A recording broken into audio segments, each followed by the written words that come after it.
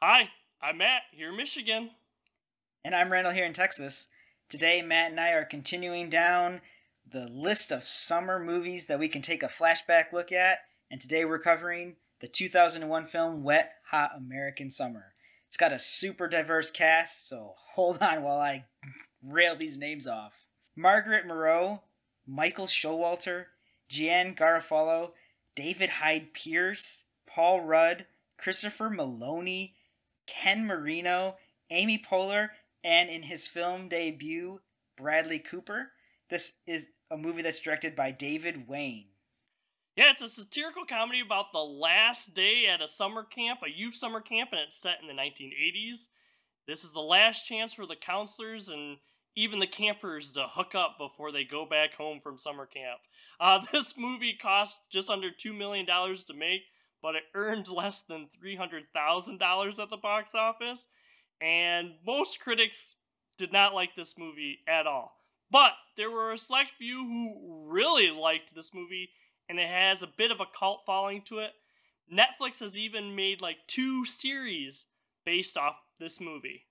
This movie is just nuts.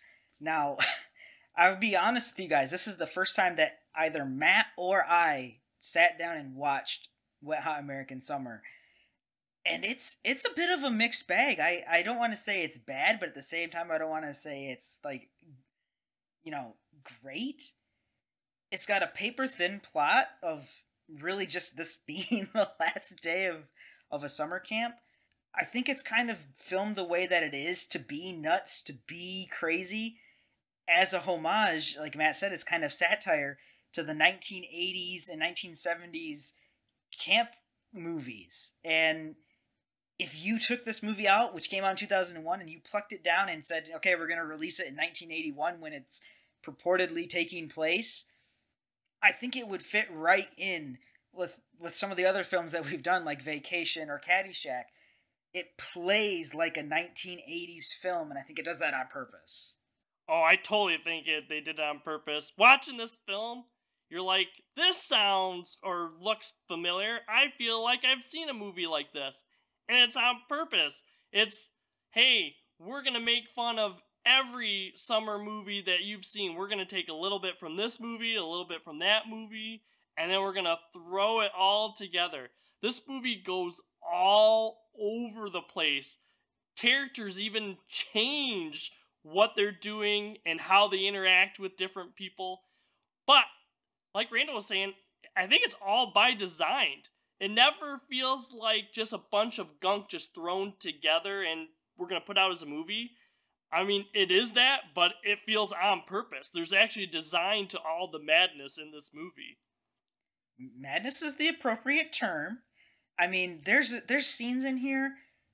Really, it's one of my favorite things. It kind of plays throughout the thing until at the very end. It gets really creepy, where there's one of the older camp counselors is going through a divorce with her husband, and she's the arts and crafts teacher, and you have these younger kids. These aren't like the high schoolers or anything, condoling her and talking her through it and being like, this is how you're gonna act when your ex calls you and wants to get back together, and like, stay strong, tell him no. No, Ron, it's over. And I loved all of those scenes. I thought, it's fun that here it is, this grown woman who's having a breakdown is being consoled by, her class of, 10-year-olds, 12-year-olds, until the very end when it gets really creepy and they get together, and I'm like, oh my god. I hope you like shrimp cocktail because we want you to be the guest of honor at our wedding next week. I get it's a movie. Like, that is inappropriate. This movie, I didn't understand how serious I was supposed to take this film until they go on, like, their in-town, bender. Before, I'm kind of like, well, alright, is the acting, like, good or bad? I think the acting is really good in this movie, but they're playing bad on purpose. But it took me a while to figure that out. It wasn't until there was a scene where they go into town to look at books and stuff, and they do all these different things. They end up beating up people and taking drugs in an abandoned house. And then the next scene, they're all back happy again in the back of the truck. That is the moment when I realized what this movie was and how I was supposed to look at this film for the rest of it. Because it just jumps like that. I think one of the funniest things about this movie is it's supposed to take place in one day. Yeah, which is absolutely impossible. Yeah, what they cover would take so much time. There's no way that this could be done in one day, which again is just part of the movie. Now I've been a camp counselor, and I can tell you I can relate to lots of the stuff that happens in this film. By the end of a summer as a counselor, you are wiped out, man. You are done. You just don't care as much as you did at the start. And I think most people who have been counselors can say the same thing.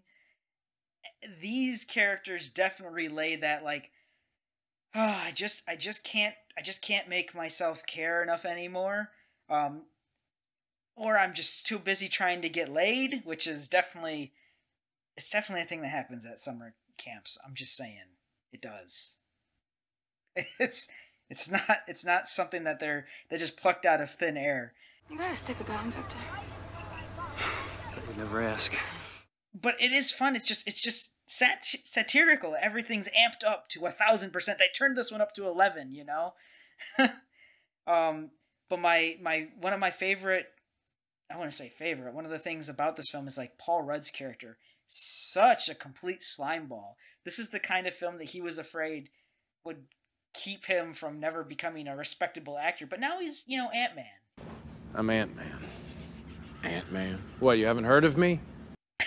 Or Christopher Maloney, he's the I was in Nam, he's the cook in this, and he's got PTSD, and it's obvious he's got PTSD, and he talks to a can, It's just nuts, and you just have to kind of sit back and enjoy some of the crazy. But I'm with you on that. I'm like, I was a little bit like, I don't know what to think of it, and even having watched it and sat and thought about it and reflecting on it, I'm still kind of like, I don't know where to, cult classic, yes, acting good, no, maybe, crazy. For those of you who haven't seen this film, just to put the craziness in perspective, this is the only movie I think that I've seen where someone can give a big speech in front of all the campers and then start humping a fridge and everyone stands up and claps for him. Everyone applauds, yes. That's what this movie is. It is. It's nuts. I want to say that, like, I enjoy it because when I'm laughing, I'm not embarrassed or bad. I think I'm laughing because it's kind of fun to watch. It is nuts. It covers a ton of things. I mean, David Hyde Pierce's character in this is just like this kind of weird, eccentric astrophysicist, character, which you wouldn't think fits into this at all. But then there's just like this crazy pivot to, there's a piece of Skylab that's going to come down. It's going to come down right on top of your convention center or whatever, your hall, just as everyone's in there. Oh no, what are we going to do? Randall, if only we had this computer that could generate random numbers between 1 and 20. But no, it'll take too long to create a computer that sophisticated. That would take like a supercomputer. Well, it's a good thing that I have this 20-roll die. Man, I mean, what's fantastic about this film is that it's not even trying to play on your nostalgia. Like Stranger Things, which also takes place in the 80s, is all about nostalgia.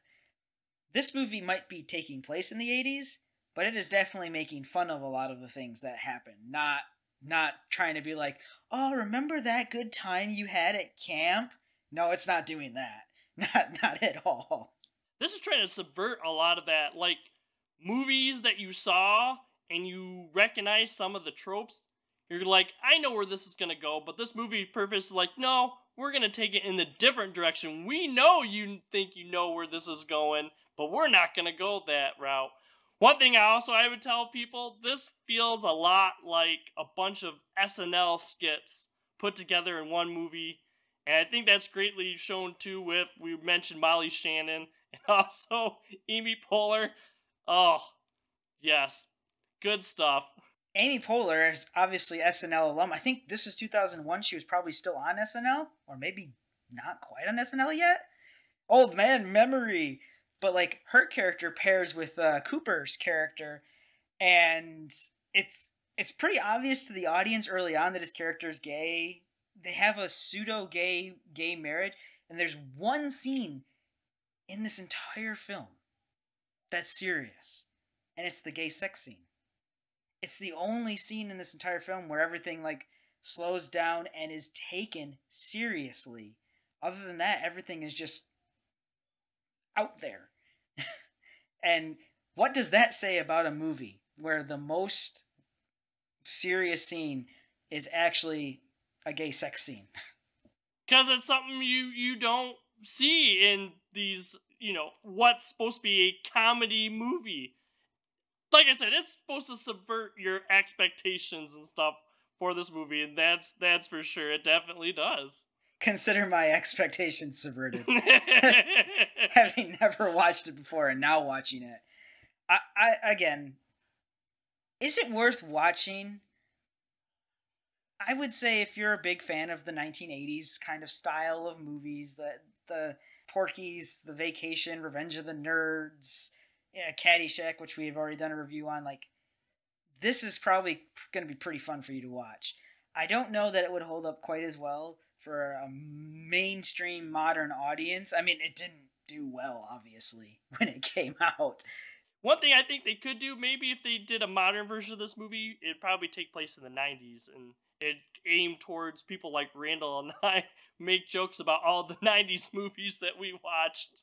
Yeah, make jokes about Power Rangers, probably. Go, Power Rangers!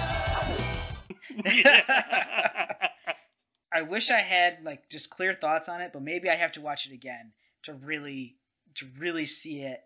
Because even, like I said, just reflecting on it for a few days, I'm still all over the place with whether or not it deserves its cult status.